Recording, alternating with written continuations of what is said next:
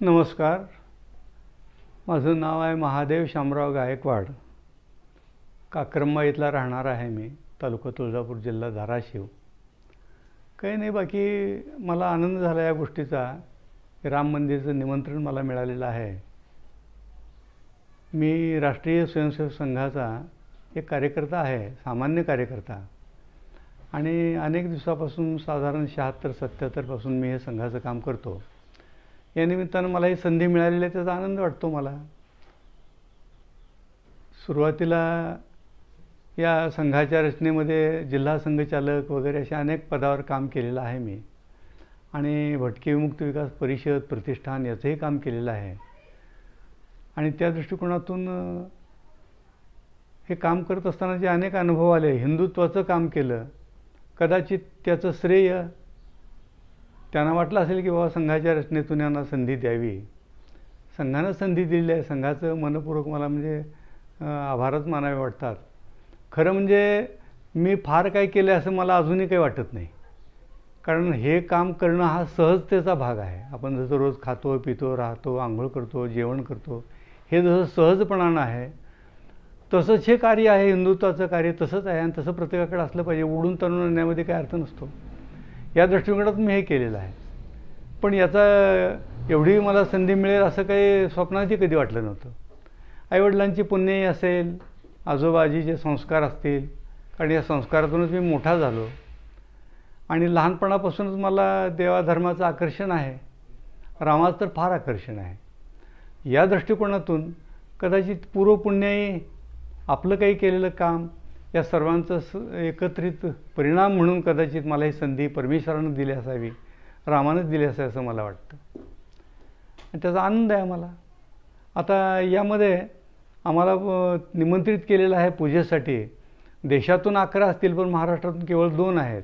आणि त्या दोघांमध्ये आम्ही एक आहोत. म्हणजे आमचं एक कुटुंब आहे. आम्ही दोघं पती पत्नी, दोघांनाही त्या ठिकाणी पूजेला बसण्याचा मान आम्हाला दिला गेलेला आहे. त्यामुळे आम्ही खरंच आयुष्यामध्ये सार्थक वाटतं, धन्य झालो आहोत आम्ही. हीच आमची सध्याची भावना आहे. 22 तारखेला साधारण 11 ते 1 पर्यंत जी पूजा होईल, त्या पूजेमध्ये आम्हाला हा मान मिळालेला आहे. तसं अनेकांना निमंत्रण दिलेलं आहे, इतरांनाही. परंतु पूजेला बसण्याचा मान महाराष्ट्रातून केवळ आम्हाला दोनच कुटुंबांना मिळालेला आहे. रामाबद्दलचे मला आकर्षण अगदी लहानपणापासूनचं आकर्षण आहे.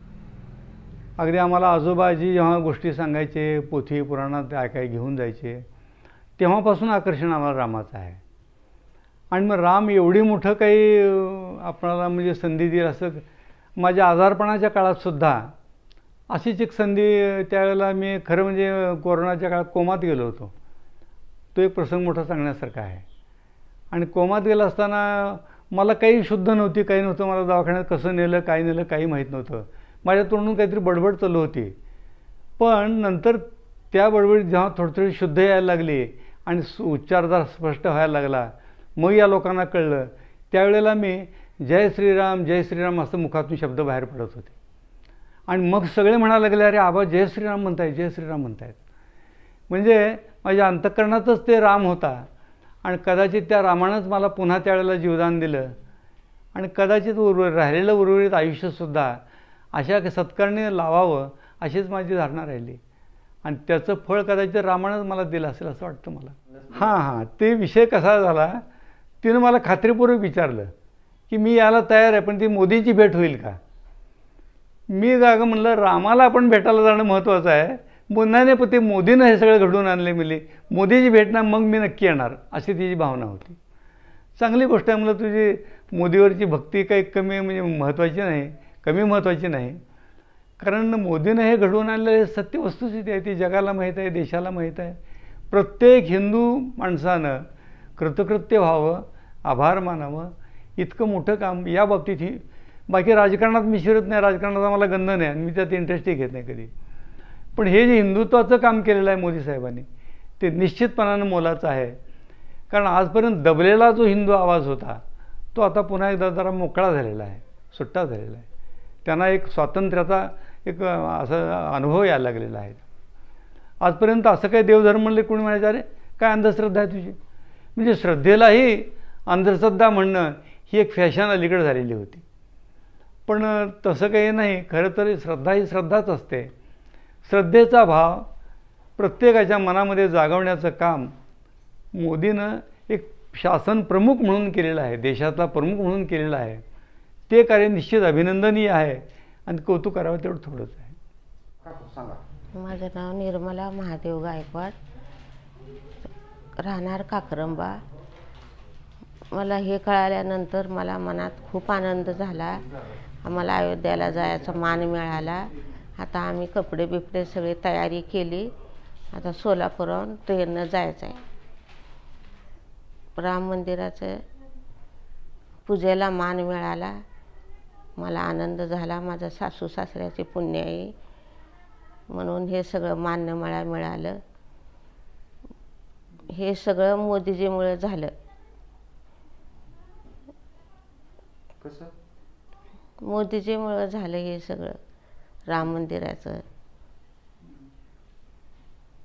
आम्हाला आनंद वाटतंय हे झालं सगळं माझ्या सासू सासऱ्याच्या पुण्यामुळं, माझ्या मिस्टराच्या कामामुळं हे सगळं घडवून आलं म्हणून मला खूप आनंद झाला. हां, भेटणार आहे की मोदीला पण. काय सांगणार आहेत मोदी? या आमच्या तुळजापूरला दर्शनाला सांगणार आहे मोदीला. हो, मला जेव्हा ही गोष्ट कळाली तेव्हा मी, माझे मिस्टर आणि माझा मुलगा आम्ही तिघीजण आईवडिलांना भेटायला आलो.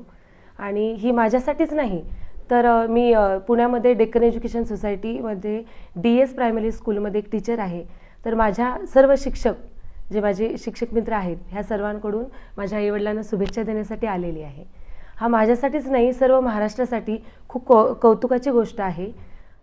नमस्कार, मी धनश्री विनायक गायकवाड. मी आबांची सून आहे. ज्यावेळेस मला ही बातमी कळाली की आबांना आणि आईंना ही राममूर्ती प्रतिष्ठापनेची जी संधी मिळाली, त्याबद्दल हे ऐकून मला इतका आनंद झाला. आणि ही पूर्णच आमच्या गावासाठी म्हणा किंवा जिल्ह्यासाठी आणि पूर्ण महाराष्ट्रासाठी ही अभिमानाची गोष्ट आहे. आजपर्यंत आबांनी जेवढं काही काम केले त्याचं फळ आहे. ABP माझा, उघडा डोळे बघा नीट.